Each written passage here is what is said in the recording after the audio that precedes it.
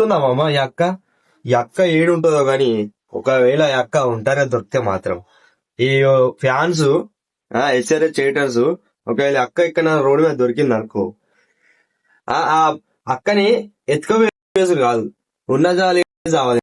Hey guys, ఎలా ఉన్నారు? చేతిలో ఫోన్ ఉంది, దాంట్లో సోషల్ మీడియా యాప్ ఉంది, దాంట్లో అకౌంట్ ఉంది. ఆ అకౌంట్లో ఏది పోస్ట్ చేసినా చెల్లుతుంది అనుకుంటే చెక్కేస్తారు. ఏం చెక్కేస్తారు అనేది మీ ఇమాజినేషన్కి వదిలేస్తున్నా. ఇండియాలో క్రికెట్ అనేది జస్ట్ ఒక స్పోర్ట్ మాత్రమే కాదు. క్రికెట్ ఒక ఎమోషన్, క్రికెట్ ఒక రిలీజియన్. ఐపీఎల్ రాకతో క్రికెట్ మీద ఉండే ప్రేమ దేశాల మధ్యలో నుంచి రాష్ట్రాల మధ్యలో డివైడ్ అయింది.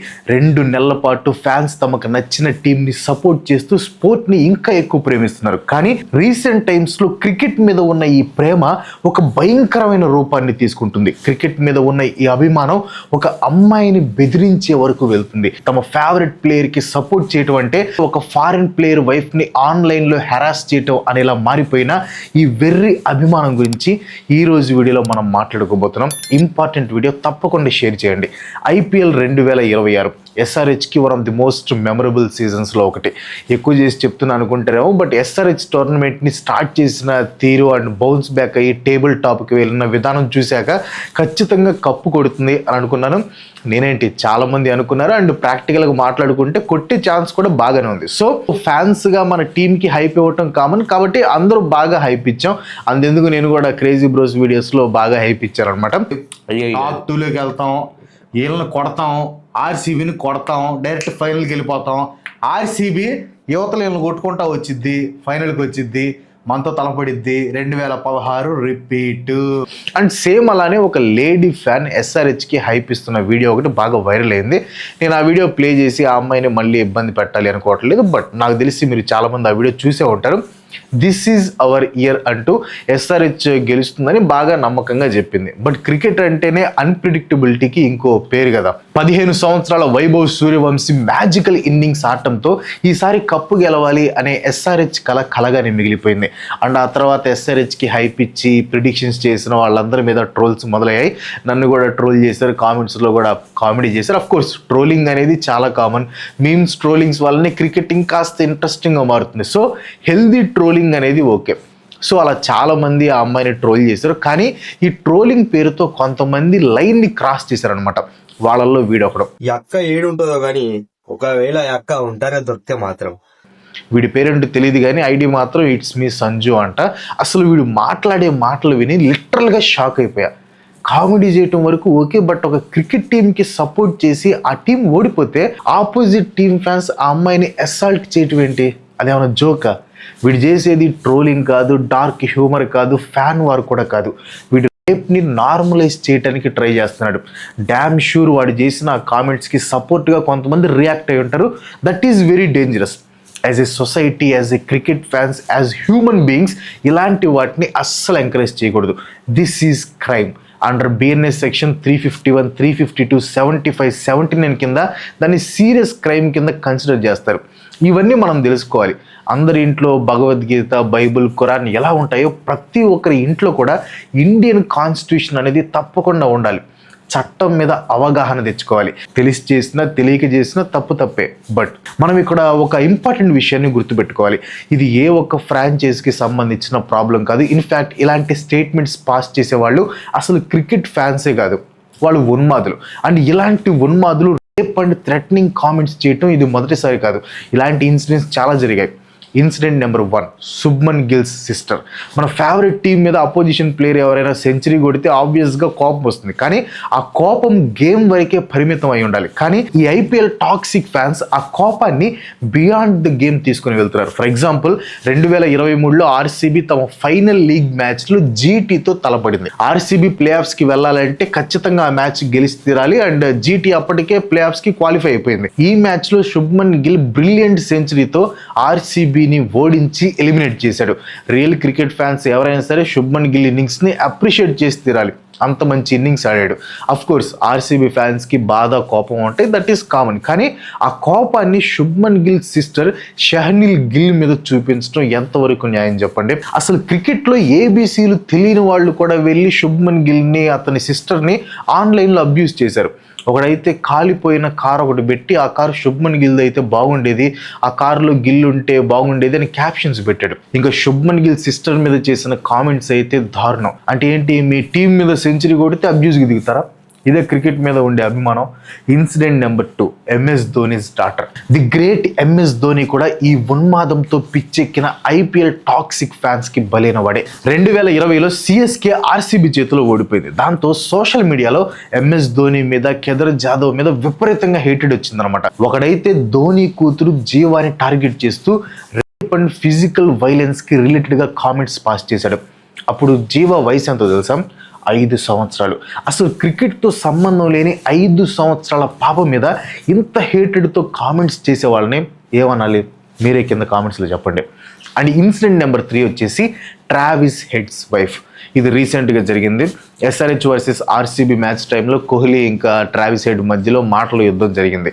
ఈ మాటల యుద్ధం కాస్త సీరియస్ అవడంతో మ్యాచ్ అయిపోయిన తర్వాత విరాట్ కోహ్లీ ట్రావిస్ హెడ్కి షేక్ హ్యాండ్ ఇవ్వలేదు.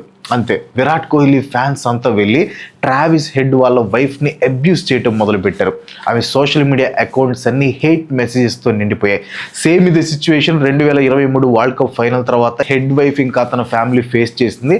ఫైనల్లో హెడ్ సెంచరీ కొట్టి ఇండియాని ఓడించాడు అనే కోపంతో హెడ్ ఫ్యామిలీ మెంబర్స్ని సోషల్ మీడియాలో ఇష్టం వచ్చినట్లు తిట్టింది ఒక బ్యాచ్. ఇలాంటివి ఇంకా చాలా ఇన్సిడెంట్స్ ఉన్నాయి. నాకు అర్థం కాని విషయం ఏంటంటే, మీరు సపోర్ట్ చేసే టీం సరిగ్గా ఆడకపోతే తప్పు అపోజిషన్ ప్లేయర్స్దా లేదా వాళ్ళ ఫ్యామిలీ మెంబర్స్దా?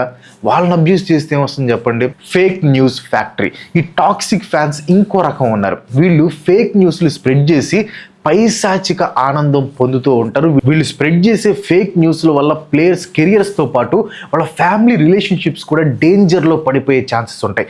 రీసెంట్గా ఒక లేడీ విరాట్ కోహ్లీతో తనకి రిలేషన్ ఉన్నట్టు, విరాట్ కోహ్లీ వల్లనే తాను ప్రెగ్నెంట్ అయినట్లు ఒక వీడియో పోస్ట్ చేస్తుంది. ఈ వీడియోతో నేను ఒక నెక్స్ట్ లెవెల్ ట్రోల్ అవుతా. ఎస్, ఏంటి అంటే నేను లాస్ట్ ఒక వీడియో పెట్టినా, నేను విరాట్ కోహ్లీ నాకు ఇక్కడ లవ్ బైట్ ఇచ్చిందని చెప్పేసి. కానీ మీరు ఎవ్వరు నమ్మలేదు కదా. ఇప్పుడు ఒక ప్రూఫ్ చూపిస్తున్నా. నేను విరాట్ కోహ్లీ బేబీని క్యారీ చేస్తున్నా. కనిపించిందా మీ అందరికి? ఇది అయితే ఏం ఫేక్ ఉండదు కదా. ఇక్కడైతే వ్యాక్స్ అది ఇదేం పెట్టుకోరు కదా. ఈ క్లిప్ తెగ వైరల్ అయిపోయింది. చాలా న్యూస్ ఛానల్స్ అదే పనిగా ఈ వీడియో గురించి డిస్కషన్ కూడా చేసాయి. ఏంటిది అని ఆ లేడీని అడిగితే ఏముంటుందో చూడండి. బేసిక్ అంత వల్గర్ లాంగ్వేజ్ మాట్లాడలేను. నేను విరాట్ కోహ్లీ ఫోటో కూడా ఎక్కడ పోస్ట్ చేయలేదు, విరాట్ కోహ్లీని ఎక్కడ ట్యాగ్ చేయలేదు, అండ్ విరాట్ కోహ్లీకి ఎక్కడ మెన్షన్ ఇవ్వలేదు, విరాట్ కోహ్లీని ఎక్కడ ఒక హ్యాష్ ట్యాగ్ లో కూడా యూజ్ చేయలేదు. మీరు అదే విరాట్ కోహ్లీ క్రికెటర్ విరాట్ కోహ్లీ అని కూడా నేను చెప్పలేదు. మీరు ఎలా క్రికెటర్ విరాట్ కోహ్లీ అని అనుకుంటారు? విరాట్ కోహ్లీ నాకు లవ్ బైట్ ఇచ్చాడు, విరాట్ వల్లనే నాకు ప్రెగ్నెన్సీ వచ్చింది అని వీడియో పోస్ట్ చేసి ఆ తర్వాత వచ్చి విరాట్ ఫోటో పెట్టలేదు కదా, ట్యాగ్ చేయలేదు కదా అని ఎకిల్ నవ్వులు నవ్వుతుంది. Why this is happening? As a cricket ఫ్యాన్గా కాదు, యాజ్ ఎ హ్యూమన్ బీయింగ్గా నేను ఒక క్వశ్చన్ అడగాలనుకుంటున్నాను. ఎందుకని క్రికెట్ మీద ప్రేమ జనాల్ని ఉన్మాదులుగా మారుస్తుంది? ఈ టాక్సిక్ ఫ్యాన్స్ సైకాలజీని డీకోడ్ చేయడం పెద్ద కష్టం కాదు. స్పోర్ట్స్ ఫ్యాన్స్ అందరూ తాము అభిమానించే టీమ్స్ లేదా ప్లేయర్స్తో ఎమోషనల్గా బాండ్ అయిపోయి ఉంటారు. దీన్ని ఐడెంటిటీ ఫ్యూజన్ అంటారు. అంటే ఒక టీంని లేదా ప్లేయర్ని విపరీతంగా ప్రేమించినప్పుడు ఆ టీం లేదా ప్లేయర్ గెలుపు తమ సొంత గెలుపులాగా ఫీల్ అవుతారు. అండ్ ఓటమి విషయంలో కూడా సేమ్ ఇంతే ఫీల్ అవుతారు. కానీ కొంతమంది ఫ్యాన్స్ ఓటమిని అంత ఈజీగా తీసుకోలేరు. వీళ్ళకి ఎమోషనల్ అవుట్లెట్, సెల్ఫ్ కంట్రోల్ అనేది ఉండదన్నమాట. అండ్ ఇలాంటి వాళ్ళకి సోషల్ మీడియా యాక్సెస్ అనేది ఒక వెపన్గా మారుతుంది. వీళ్ళు సపోర్ట్ చేసే టీం ఓడిపోయినప్పుడు ఏం చేయాలో తెలియక సోషల్ మీడియాలోకి వెళ్ళి వీళ్ళ ఫ్రస్ట్రేషన్ అంతా తీర్చుకుంటూ ఉంటారు. ఇక్కడ సోషల్ మీడియా అనానిమస్ యాక్సెస్ అనేది వీళ్ళకి బాగా హెల్ప్ అవుతుంది అనమాట. ఏది ఆ రేప్ థ్రెట్స్ చేసిన వాడిని డైరెక్ట్గా వెళ్ళి ఆ కామెంట్స్ చేయమని చూద్దాం. కానీ కీబోర్డ్ వెనక కూర్చొని ట్రోలింగ్ ముసుగులో ఇష్టం వచ్చినట్లు కామెంట్స్ చేయడానికి మాత్రం వీళ్ళు వెనక్కి తగ్గరు. కానీ ఈ బుర్ర తక్కువ ఎదలకి తెలియని విషయం ఏంటంటే nowadays everything is traceable.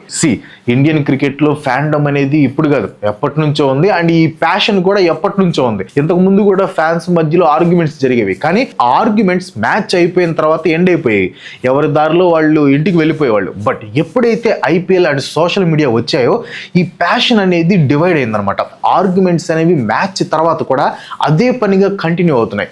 Fans మధ్యలో జరిగే వార్స్ని ఆల్గారిథం పసిగట్టి ఆ వార్ని ఇంకా పెంచేస్తుంది. Messages, deep fakes, trolls, memes, morphed images, ఇలా చాలా విధాలుగా ఫ్యాన్ వార్స్ చేసుకుంటున్నారు. అండ్ వీళ్ళ ఫ్యాన్ వార్స్ కి టార్గెట్స్ గా ప్లేయర్స్ అండ్ వాళ్ళ ఫ్యామిలీస్ అవుతున్నారు. వీళ్ళ ఫైట్స్ ఎలా ఉంటాయో తెలుసా? వీళ్ళ క్రికెట్ నాలెడ్జ్ అనేది జీరో అనమాట. వీళ్ళు మాట్లాడేది యుజ్వేంద్ర చహల్ డైవర్స్ గురించి, శుభ్మన్ గిల్ వాయిస్ గురించి, విరాట్ కోహ్లీ ఉండే కంట్రీ గురించి. ఇవే వీళ్ళ టాపిక్స్. ఇది ఇలాగే కంటిన్యూ అయితే నెక్స్ట్ జనరేషన్ క్రికెట్ ఫ్యాన్స్ కూడా ఇవే నేర్చుకుంటారు. క్రికెట్ మీద డిబేట్స్ అంటే స్పోర్ట్ గురించి మాట్లాడటం కాదు, ప్లేయర్స్ పర్సనల్ చాయిసెస్ అండ్ వాళ్ళ ఫ్యామిలీస్ గురించి మాట్లాడటం అని అర్థం చేసుకుంటారు. అలా ఇంకో జనరేషన్ టాక్సిక్ ఫ్యాన్స్ తయారవుతారు. నేను నార్మల్ గా ఇలాంటి వీడియోస్ లో డైరెక్ట్ మెసేజెస్, వార్నింగ్స్ ఇవ్వను, బట్ ఈసారి తప్పట్లేదు. ముందుగా ట్రోల్ అయిన SRH ఫ్యాన్ గాలికి, ఆ అమ్మాయి నా వీడియో చూస్తుందో లేదో తెలియదు, కానీ I can understand her pain. Last 4 daysలో ఆ అమ్మాయి మీద విపరీతంగా ట్రోల్స్ వచ్చాయి అండ్ థ్రెట్స్ వచ్చాయి. But be strong, you did nothing wrong. నీ ఫేవరెట్ టీమ్కి సపోర్ట్ ఇచ్చావు, హైప్ ఇచ్చావు, బట్ ఇయర్ మంది కాదు. అండ్ క్రికెట్ ఫ్యాన్స్ అన్నప్పుడు trolls and banters common, face చేసి తీరాలి. బట్ థ్రెట్స్ని కాదు. సారీ చెప్పాడు కదా అని వదిలేస్తే ఇవే రిపీట్ అవుతాయి. పోలీసులు ఖచ్చితంగా యాక్షన్ తీసుకోవాలి. ఇది ఒక ఎగ్జాంపుల్ అవ్వాలి. ఆ అమ్మాయి అనే కాదు, ఎవరైనా ఇలాంటి థ్రెట్స్ వస్తే కామ్గా ఉండద్దు, స్క్రీన్ షాట్లు తీయండి, వెంటనే సైబర్ క్రైమ్ వాళ్ళకి రిపోర్ట్ చేయండి. ఇంకపోతే థ్రెట్స్ ఇచ్చే వాళ్ళకి ట్రోల్స్ చేయండి, మీమ్స్ వేయండి, నో ప్రాబ్లం. కానీ ఇష్టం వచ్చినట్లు బెదిరించడం, కామెంట్స్ పాస్ చేయటం చేస్తే అవతల పర్సన్ ఊరుకుంటాడేమో, కానీ లా ఊరుకోదు. ఏముందిలే, మహా అయితే తీసుకుని వెళ్ళి కౌన్సిలింగ్ ఇస్తారులే అనుకుంటారేమో. అది ఒకప్పుడు. ఇప్పుడు మీ ఫ్యానిజంని స్పోర్ట్ వరకే పరిమితం చేసుకోండి. టెక్నాలజీ బాగా డెవలప్ అయింది. ఐడీలు ట్రాక్ చేయటం నిమిషాల మీద పని. అండ్ ప్లేయర్స్ అకౌంట్స్కి వెళ్ళి కూడా తిట్టడం మానేయండి. అయినా వాళ్ళ ఫ్యామిలీస్ని తిడితే మీకేం వస్తుంది చెప్పండి? ఇప్పుడు మీరు ఎగ్జామ్ చండాలంగా రాశారు, పేపర్ కరెక్షన్ చేసేవాడు వచ్చి మీ ఫ్యామిలీని తిడితే మీకు ఎలా ఉంటుంది? ఒకసారి ఆలోచించండి. నాకు క్రికెట్ అంటే ఇష్టం, మీకు క్రికెట్ అంటే ఇష్టం, వి ఆల్ లవ్ క్రికెట్. కానీ ఇప్పుడు లవ్ ఫర్ క్రికెట్ అనేది చాలా మారిపోయింది. ఒకసారి ఈ పోస్ట్ చూడండి. 15 సంవత్సరాల పిల్లాడు ఇండియన్ క్రికెట్ని నెక్స్ట్ లెవెల్కి తీసుకుని వెళ్తున్నాడు అని అందరూ గర్వంగా ఫీల్ అవుతారు. ఇన్ఫ్యాక్ట్ మన మ్యాచ్లో వైభవ్ సెంచరీ మిస్ అయితే టీమ్స్తో సంబంధం లేకుండా అందరూ బాధపడ్డారు. అలాంటిది వీడెవడో ఫేక్ అకౌంట్లో వైభవ్ సూర్యవంశీ తలకి బాల్ తగిలి చనిపోవాలి అని కోరుకుంటున్నాడు. ఇలాంటి వాళ్ళు చీడ పురుగులు. వీళ్ళు ఎక్కడో 100లో ఒకడు ఉంటాడు, కానీ ఆ ఒక్కడు వల్ల క్రికెట్ ఫ్రాటర్నిటీ మొత్తానికి చెడ్డ పేరుస్తుంది. అండ్ ఎంతమంది గుర్తుందో లేదో తెలియదు, కానీ ఆస్ట్రేలియా ప్లేయర్ ఫిలిప్స్ ఉన్నాడు కదా, ఆ ఇన్సిడెంట్ జరిగినప్పుడు అక్రాస్ ది వరల్డ్ ప్రతి క్రికెట్ ఫ్యాన్ బాధపడ్డాడు. ఎందుకంటే అప్పుడు చనిపోయింది జస్ట్ ఒక ఆస్ట్రేలియన్ ప్లేయర్ కాదు, ఒక క్రికెటర్. క్రికెట్ అనేది డిఫరెంట్ పీపుల్ని ఒక దగ్గరికి తీసుకొని వచ్చే ఒక మీడియం. అలాంటి మీడియంని కొంతమంది ఎదవలు భ్రష్టు పట్టిస్తున్నారు. రియల్ క్రికెట్ లవర్ అనేవాడు తన టీం గెలిచినా ఓడిపోయినా నెక్స్ట్ మళ్ళీ ఎప్పుడు మ్యాచ్ అని ఎదురు చూస్తాడే, కానీ నెక్స్ట్ మ్యాచ్ లోపు సోషల్ మీడియాలోకి వెళ్ళి అపోజిషన్ టీం ప్లేయర్స్ని, వాళ్ళ ఫ్యాన్స్ని అబ్యూస్ చేద్దాం అని అనుకోడు. నార్మల్ ట్రోలింగ్, ఫన్నీ బ్యాంటర్ వరకు ఓకే, కానీ పర్సనల్ అబ్యూస్ చేసేవాడు ఎవడు కూడా ట్రూ క్రికెట్ ఫ్యాన్ అవ్వడు. అండ్ చాలా మంది ఇప్పుడు కొత్తగా ఒకటి నేర్చుకున్నారు. అసలు వాళ్ళకి SRHతో సంబంధం ఉండదు, RCBతో లింక్ ఉండదు.